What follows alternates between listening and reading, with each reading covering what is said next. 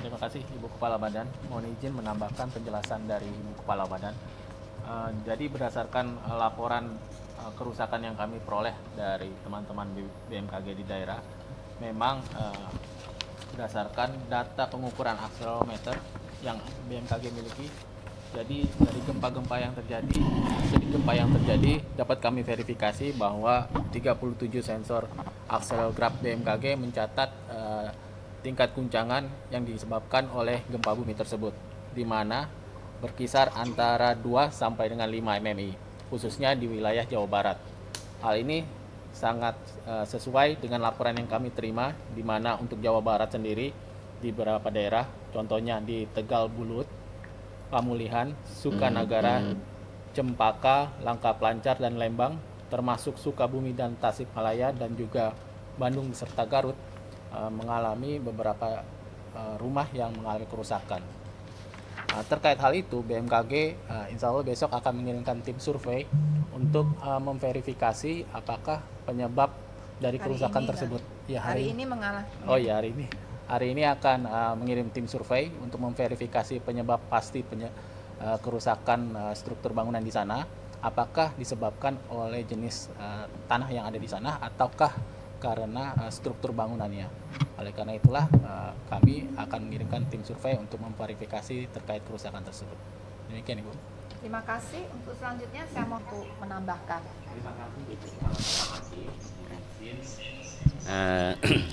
Kami sampaikan bahwa wilayah Jawa Barat ini merupakan kawasan listrik aktif dan kompleks karena terdapat seismogenik.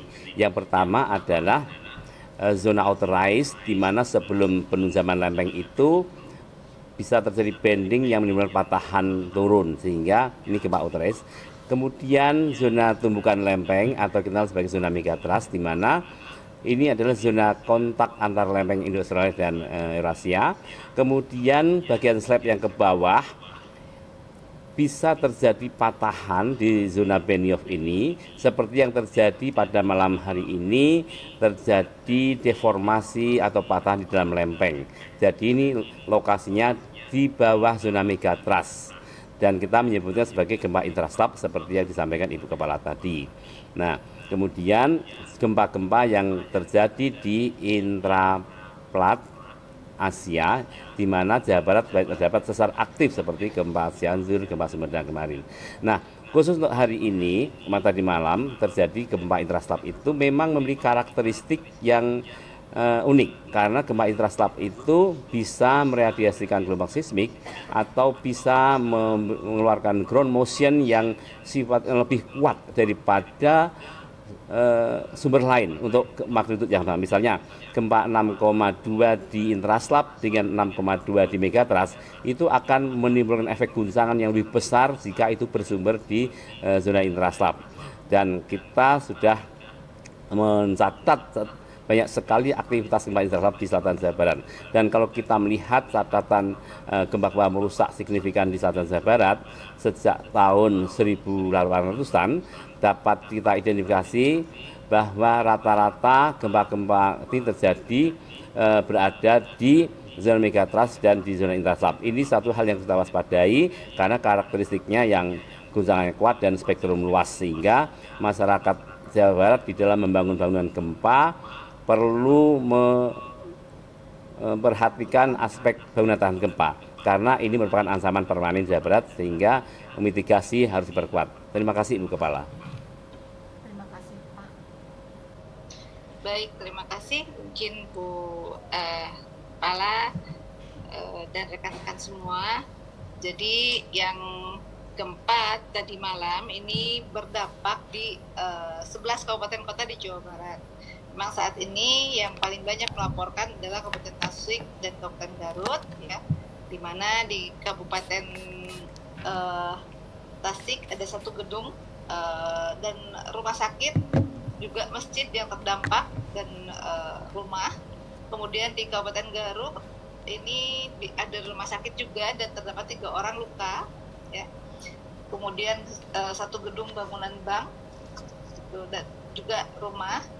Di KBB juga melaporkan, kemudian Kabupaten Sukabumi Kabupaten Ciamis juga, Kabupaten Bandung, Kabupaten Pangandaran, Kabupaten Purwakarta, dan Kota Cimahi. Ini ada melaporkan dampak, dan kami di sini juga bergabung BPBD Kabupaten Kota ya, dan kami masih melakukan asesmen pendataan atas kerusakan atau dampak dari gempa ini. Mudah-mudahan betul tidak parah, dan memang betul Bu Kepala ya tadi banyak rumah yang rusak gitu karena mungkin dari struktur bangunan yang memang belum tahan gempa. Mungkin itu saja tambahan dari kami. Terima kasih.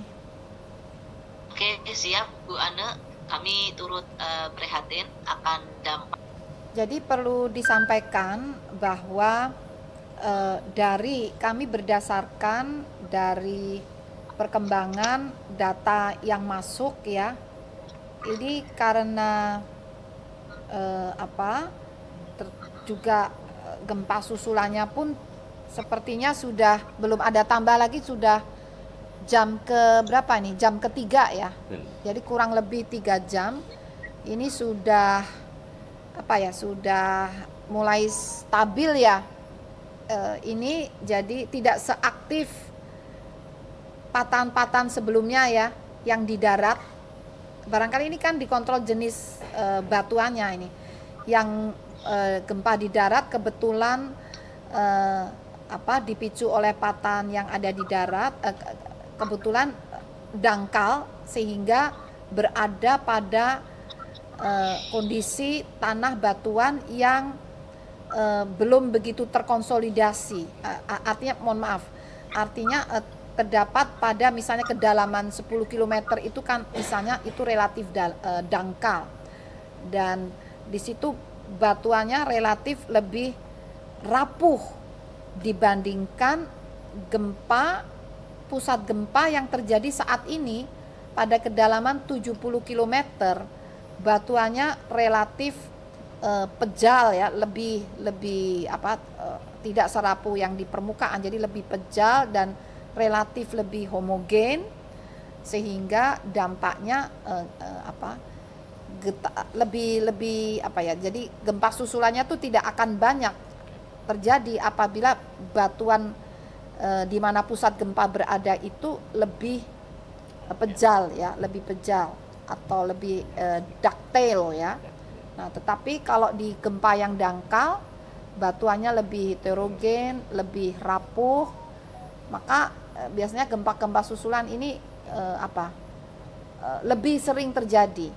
Nah, dengan melihat relatif sedikitnya atau minimnya gempa susulan, insya Allah tidak memicu getaran susulan ini pun tidak, insya Allah tidak memicu patahan-patahan yang barangkali berdekatan begitu dengan melihat data ini.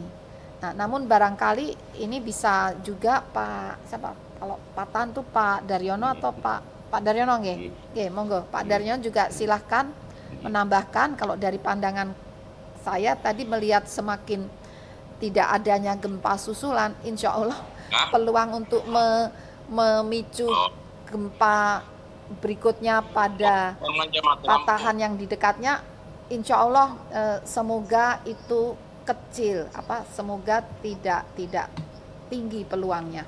Monggo Pak. Terima kasih Bu. Yeah. Benar sekali apa yang disampaikan Ibu Kepala, bahwa gempa yang berpusat di zona intraslab ini memiliki karakteristik lack of aftershock atau miskin gempa susulan, karena berhubungan dengan batuannya yang homogen, yang bersifat elastik atau homogen ya, sehingga ini tidak akan banyak memicu gempa susulan. Nah, terkait dengan apakah ini juga akan memicu sumber lain, hal ini tidak mudah terjadi karena picuan statik itu juga memiliki banyak persyaratan ya. Salah satunya adalah apakah di sekitarnya itu ada zona seismogenik atau zona sumber gempa yang status akumulasi medan tegangan ini sudah maksimum dan tanda kutip matang. Kalau itu tidak ada, maka ini tidak akan terjadi. tetapi hingga saat ini tampaknya dengan kedalaman 70 km ini tidak akan terlalu berpengaruh pada gempa-gempa di zona shallow crustal atau gempa kerak dangkal sesar aktif di permukaan, sehingga masyarakat tidak perlu khawatir karena memang gempa ini tampaknya akan segera meluruh dan akan stabil kembali. Terima kasih, Bu. Terima kasih, Pak. Itu penjelasannya sama dengan yang tadi dijelaskan ya. Karena posisi kedalaman ya. Jadi pertama posisi kedalaman, pada kedalaman yang menengah ya 70 km, pada posisi itu batuannya lebih lebih homogen, lebih elastik ya. Kemudian juga lebih pejal ya, sehingga gempa susulannya itu miskin, tidak banyak gitu ya. Beda kalau gempa dangkal di dekat permukaan, batuannya itu lebih rapuh ya, lebih rapuh, sehingga dia apabila ada di situ terjadi getaran, getarannya pun akan lebih kuat dirasakan. Baik, Ibu. Tidak, bukan. Untuk lebih detailnya. Ada kaitannya dengan gempa Sumedang, Ibu. Mohon izin. Ya, gempa Sumedang itu kan dangkal. Gempa Sumedang itu dipicu oleh patahan yang ada di darat dan dangkal. Pusat gempa lebih dekat pada permukiman.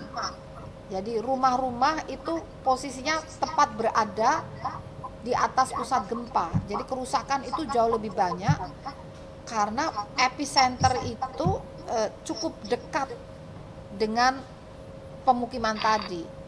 Apalagi tanahnya juga tanah yang sebagian tanah lunak, sebagian tanah lepas, sehingga getarannya pun tidak seperti yang terjadi kemarin malam di kedalaman yang jauh lebih dalam, jarak pusat gempa jauh lebih dalam 70 km, dan batuannya itu juga lebih keras ya, sehingga dampaknya pun getarannya lebih teredam, getarannya, sehingga kerusakannya kalau memenuhi standar bangunan tahan gempa, insya Allah kerusakannya harusnya tidak begitu parah kalau memenuhi standar bangunan gempa. Makanya kami perlu cek lagi terkait hal itu. Tapi semoga saja, karena dalam ini semoga saja tidak separah saat gempa Sumedang ya. Ya, asal bangunannya memenuhi standar bangunan tahan gempa. Pak Daryono mungkin akan menambahkan sejarahnya. Jadi ini bukan yang pertama kali. Kurang lebih 14 tahun yang lalu juga terjadi, ada beberapa kali kejadian gempa di lokasi yang hampir sama, berdekatan, jadi semacam periode ulang itu terjadi. Ini Pak Daryono, saya persilakan menjelaskan. Jadi kalau kita melihat catatan sejarah gempa besar di selatan Jawa Barat, kita melihat bahwa wilayah ini sudah beberapa kali terjadi gempa berkekuatan 7 atau mendekati 7. Dan gempa malam ini itu bukan yang terbesar ya, karena kalau kita melihat catatan sejarah pada tahun 1903 itu terjadi gempa 7,9 itu di selatan Banten. Kemudian pada tahun 2006 ya, tepatnya 17 Juli 2006 terjadi gempa berkekuatan 7,7. Tentu teman-teman media ingat tsunami Pangandaran itu berkekuatan 7,7 gempanya. Kemudian pada 2 September 2009 itu kembali terjadi gempa di zona intraplat ya, tapi ini bagian di Asia, tapi di atas megatrasnya itu berkekuatan 7,3, dan ini waktu itu berpotensi tsunami. Dan kemudian pada 15 Desember 2017 juga terjadi gempa 6,9 ya, dan ini juga BMKG mengeluarkan peringatan dini tsunami. Jadi gempa yang terjadi tadi malam itu bukan yang terbesar karena sejak tahun 1903 kita sudah terjadi sekitar 4 kali gempa besar. Dan kalau kita melihat catatan sebelumnya, pada tahun 1699 juga terjadi gempa megatrust yang cukup besar dan dampaknya merusak Jakarta. Jadi demikian Ibu Kepala. Terima kasih Pak. Cukup ya. Silakan, Ibu. Halo. Halo. Udah bisa. Ya, halo. Ya. Oke, baik. Jadi memang getaran gempa ini dari beberapa data dan fakta yang sering terjadi, sering diikuti dengan terjadinya runtuhan batuan, kemudian gerakan tanah gitu ya, ataupun yang perlu diwaspadai di beberapa kasus di Indonesia termasuk di Sukabumi itu setelah kejadian gempa, kadang kalau saat itu bertepatan di musim hujan, beberapa waktu kemudian diikuti dengan kejadian banjir bandang. Ini terutama di Jawa Barat sudah terjadi beberapa kali, di Sumatera juga beberapa kali termasuk Sumatera Barat, di wilayah rawan gempa lainnya, di Sulawesi pernah terjadi juga, di Papua juga ya. Jadi prinsipnya adalah getaran gempa ini akan merenggangkan ikatan batuan atau tanah pada lereng sehingga lereng itu terpicu untuk bergerak yang sering kita sebut sebagai longsor atau runtuhan ataupun jatuhan batuan. Nah, apabila kekuatannya cukup tinggi, bahkan kekuatan kurang dari 5 pun, hasil penelitian menunjukkan dapat memicu longsor di banyak titik. Banyak itu bisa puluhan titik gitu ya. Nah, longsor yang terpicu akibat gempa tadi, material-materialnya ini kalau longsornya terjadi bersamaan dalam jumlah sampai puluhan, bahkan di suatu wilayah di DIY pernah terjadi lebih dari 100 titik longsor akibat gempa. Nah, material-material longsor ini akan terakumulasi pada lembah-lembah sungai. Dan apabila itu terjadi di musim hujan, maka tumpukan material longsor tadi yang terakumulasi di lembah sungai ini akan membendung aliran air sungai dari arah hulu, sehingga terjadi akumulasi air di belakang atau ke arah hulu. Nah, apabila hujan terus turun, maka akumulasi air ini terus meningkat, akibatnya kekuatan daya desak air ini dapat memicu runtuhnya bendung akibat longsor tadi. Nah, peristiwa runtuhnya bendung alamiah akibat longsor yang dipicu oleh desakan air akumulasi hujan ini terjadi dengan kecepatan tinggi ya, dalam waktu singkat. Kecepatan tinggi dalam waktu singkat ke arah hilir, maka itu yang disebut sebagai bencana banjir bandang apabila di hilir banyak pemukiman ya, atau di tepi sungai banyak pemukiman, maka di beberapa wilayah itu telah tercatat beberapa korban jiwa terjadi dan kerusakan lahan dan lingkungan juga terjadi. Jadi itu yang dikhawatirkan. Maka ini kami juga memonitor kondisi hujan nih. Semoga saja sepekan ke depan di wilayah Jawa Barat yang tadi disebutkan wilayah yang diguncang gempa dengan intensitas guncangan hingga mencapai 5 apalagi ini perlu diwaspadai, sehingga kami juga mohon bantuan dukungan ya BPBD, nanti kami bersama BPBD di lapangan untuk mengingatkan masyarakat yang berada di bantaran sungai ya atau di hilir sungai, apabila ada, jadi dari aplikasi mobile phone Info BMKG kami memberikan peringatan dini hujan lebat, itu selalu kami sampaikan. Nah, apabila Bapak Ibu berada di wilayah bantaran sungai, lembah sungai, di area yang terdampak gempa, sebaiknya saat ada peringatan dini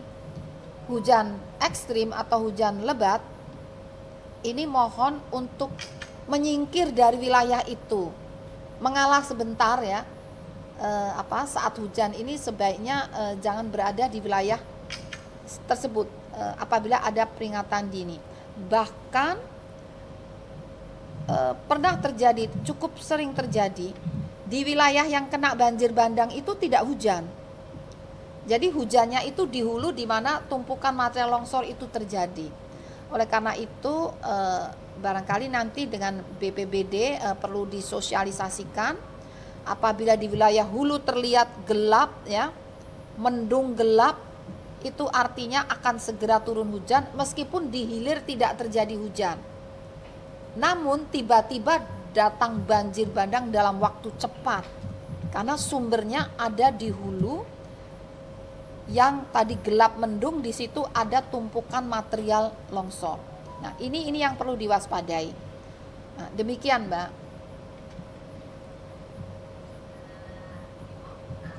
Di Jawa Barat. Terima kasih.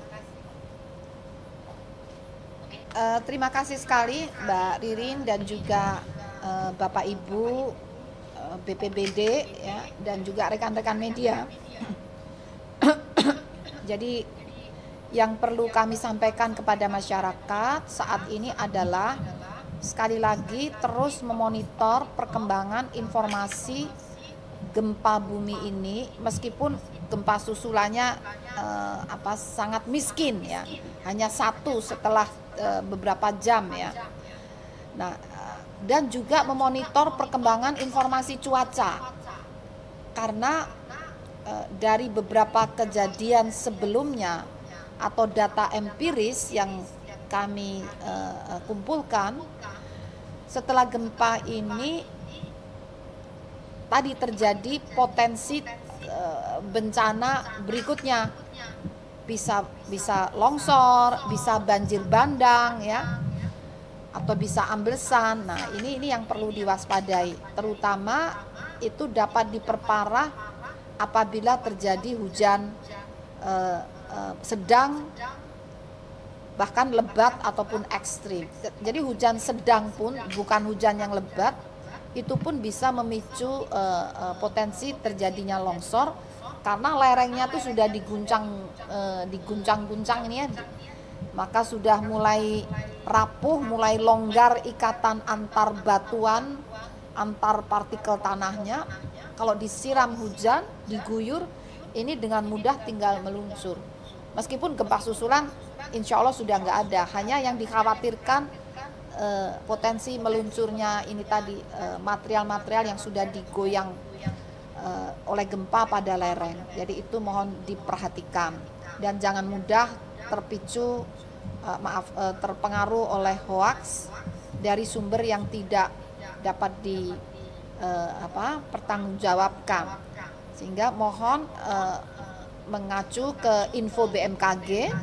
Nah, untuk kondisi longsor ini ditangani oleh Pusat Vulkanologi dan Mitigasi Bencana Geologi, sehingga di sana pun ada websitenya, ada informasinya, juga akan lebih lengkap apabila juga mengacu pada info dari PVMBG tentang longsor, potensi longsor.